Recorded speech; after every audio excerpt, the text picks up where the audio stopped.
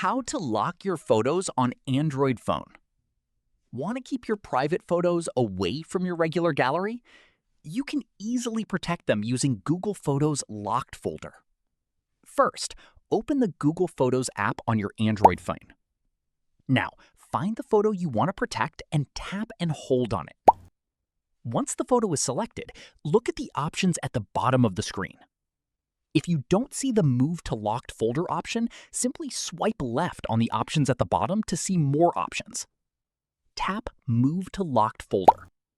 Then tap Move to confirm. Your photo will now be removed from your regular Photos view and stored inside Locked folder. To access your locked photos, open Google Photos and tap Collections. Then scroll all the way down and select Locked and authenticate using your phone's screen lock.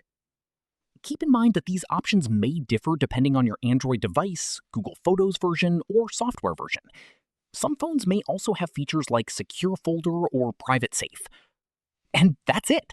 Your private photos are now protected. If this tutorial helped you, don't forget to like this video, subscribe for more helpful Android tutorials, and I'll see you in the next one.